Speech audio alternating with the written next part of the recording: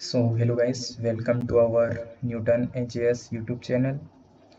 हमारा आज का टॉपिक है कंप्यूटर की विशेषताएं और कंप्यूटर की सीमाओं के बारे में जानना। अगर आपको हमारा चैनल पसंद आए तो प्लीज़ इसे लाइक एंड सब्सक्राइब करें, जिससे कि हमें और इंस्पिरेशन मिले ऐसे वीडियो बनाने की, और बेल आइकन के साथ प्रेस करें। So our today's topic is characteristics of computer and limitation of computer। आज हम पढ़ने जाएंगे करेक्टरिस्टिक्स ऑफ कंप्यूटर में कंप्यूटर की विशेषताएं, जैसे कि accuracy, versatility, diligence, automation, speed and large storage capacity के बारे में। तो आइए हम एक एक करके इन सभी के बारे में पढ़ते हैं। सबसे पहले एक्यूरेसी। कंप्यूटर सिस्टम एक ऐसी मशीन है जो 100% एक्यूरेसी के साथ किसी भी कार्य को कर सकता है। अर्थात कंप्यूटर सिस्टम एक ऐसी मशीन होती है जो बिना किसी एरर के किसी भी कार्य को कर सकती है। मतलब ये कंप्यूटर जो होता है वो अपना 100% किसी भी कार्य को करने में लगाता है। जो हमने उसे इंस्ट्रक्शन दी है उसे कंप्लीट करने में अपना 100% लगाता है। यदि कंप्यूटर के द्वारा अगर कोई गलती भी होती है तो वह मानवीय मूल कारणों से होती है। इसका मतलब ये होता है कि अगर कंप्यूटर में अगर कोई गलती हो रही है तो कंप्यूटर के पास तो अपना खुद का दिमाग होता ही नहीं है कि वो अपने से गलती करेगा। कंप्यूटर के द्वारा जो भी गलती हो रही है वो मानवीय मूल के कारण से होती है। अर्थात कि अगर मानव ने गलत इंस्ट्रक्शन दी है या फिर मानव ने गलत ऑर्डर दिया है, उसके अनुसार उस गलती होती है। इसी आधार पर हम बोल सकते हैं कि कंप्यूटर जो हमारी मशीन है वो अपने 100% के साथ किसी भी कार्य को कर सकती है।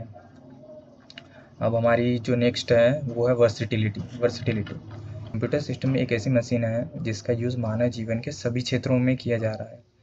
अर्थात कि जैसे कि आप सभी लोग जानते हैं कि जो कंप्यूटर सिस्टम होता है हमारा, वो आजकल हर जगह यूज़ हो रहा है। बैंकों में, ऑफिस में, स्पेस में, आदि हर सेक्टर में हम कंप्यूटर का यूज़ कर रहे हैं। यही कंप्यूटर सिस्टम की वर्सेटिलिटी को दिखाता है। अब हम देखेंगे डिलीजेंसी। कंप्यूटर सिस्टम की जो डिलीजेंसी होती है उसके बारे में हम देखेंगे।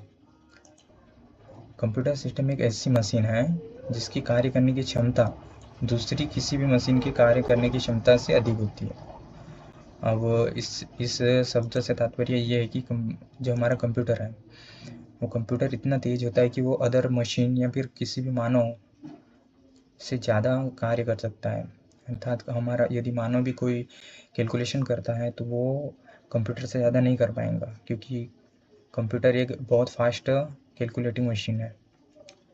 अब हम देखेंगे कंप्यूटर की ऑटोमेशन के बारे में, कंप्यूटर के ऑटोमेशन कैरेक्टरिस्टिक्स के बारे में। कंप्यूटर सिस्टम एक ऐसी मशीन है जो ऑटोमेटिकली किसी भी कार्य को कर सकती है। अब इस सेंटेंस से का मीनिंग ये है कि कंप्यूटर सिस्टम बिना किसी की सहायता के, अब यदि हमने उसको इंस्ट्रक्शन दी है, वो इंस्ट्रक्शन के पूरा होने तक या बिना रुके कार्य कर सकता है, और वो भी ऑटोमेटिकली। यदि हमें इसे एक बार इंस्ट्रक्शन देने की आवश्यकता होती है, इसे बार बार हमें ऑर्डर देने की आवश्यकता नहीं होती है। अब हम देखेंगे कंप्यूटर की स्पीड के बारे में। कंप्यूटर सिस्टम के जो कार्य करने की स्पीड होती है वो अन्य दूसरी मशीन के कंपैरिजन में अधिक होती है। ये भी जैसे इस सेंटेंस का मीनिंग ये है कि जो कंप्यूटर सिस्टम है वो अदर मशीन्स लाइक कैलकुलेटर हो गया या फिर अदर कोई भी मशीन है, उनकी स्पीड्स के कंपैरिजन में इसकी स्पीड बहुत हाई होती है। इसमें हम कैलकुलेशन की जो करने की स्पीड होती है वो अदर मशीन के कंपैरिजन में बहुत अधिक होती है। अब हम कंप्यूटर की लार्ज स्टोरेज कैपेसिटी विशेषता के बारे में देखेंगे। जो हमारा कंप्यूटर सिस्टम है वो बहुत अधिक मात्रा में डेटा को स्टोर करने की क्षमता रखता है। मतलब कि यदि हमारा जो कंप्यूटर है बहुत हाई क्वांटिटी में डेटा को, इन्फॉर्मेशन को और प्रोग्राम को लॉन्ग टाइम के लिए सुरक्षित रूप से स्टोर कर सकता है, और आवश्यकता पड़ने पर ये जो स्टोर की गई इन्फॉर्मेशन, डाटा या प्रोग्राम है, इसे वापस भी यूज़ कर सकता है। ये जो हमारे जो कंप्यूटर सिस्टम है वो स्टोरेज डिवाइसेस के फॉर्म में इन सभी डेटा या इन्फॉर्मेशन को स्टोर करता है। वो है स्टोरेज डिवाइस, जैसे कि मेमोरी हो गई, एसएसडी हो गई, और सीडी, डीवीडी, पेन ड्राइव आदि में डेटा को स्टोर करके रख सकता है। कंप्यूटर में हार्ड डिस्क होती है। हार्ड डिस्क में ये डेटा को, इन्फॉर्मेशन को या प्रोग्राम को स्टोर करके रखता है। ये हो गई कंप्यूटर की कैरेक्टरिस्टिक्स के बारे में। अब हम देखेंगे कंप्यूटर की लिमिटेशंस के बारे में। कंप्यूटर की निम्नलिखित सीमाएं होती है, जिसमें दो सबसे महत्वपूर्ण सीमा होती है। फर्स्ट, एक होता है नो आईक्यू और सेकंड होता है अनेबल टू सेल्फ प्रोटेक्शन। अब नो आईक्यू से मतलब यह है कि कंप्यूटर सिस्टम में बुद्धि का अभाव होता है।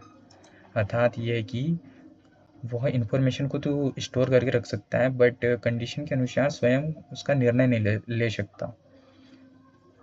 कंप्यूटर के पास अपना खुद का दिमाग नहीं होता है, वो मनुष्य के कमांड के आधार पे ही वर्क करता है। अब second is our enable to self protection. Enable to self protection से मीनिंग ये है कि कंप्यूटर सिस्टम एक ऐसी मशीन है जो स्वयं की रक्षा करने में असमर्थ होती है। इसका कंट्रोल हमेशा मानव के हाथ में होता है। मतलब कि कंप्यूटर हमारे कमांड के अकॉर्डिंग एक्शन तो कर सकता है, बट अपना खुद का प्रोटेक्ट नहीं कर सकता। और ये अच्छा भी है। अगर ये कंप्यूटर अपना खुद का कंट्रोल अगर खुद स्वयं करने लगेंगे तो फिर इसमें मानव की तो कोई ज़रूरत ही नहीं होगी। फिर वही रोबोट 2.0 या फिर रोबोट मूवी जैसे हाल होगा कि रोबोट ही हम पे राज करेंगे। सो दैट्स व्हाई इसका कंट्रोल हमेशा मानव के हाथ में ही होना चाहिए।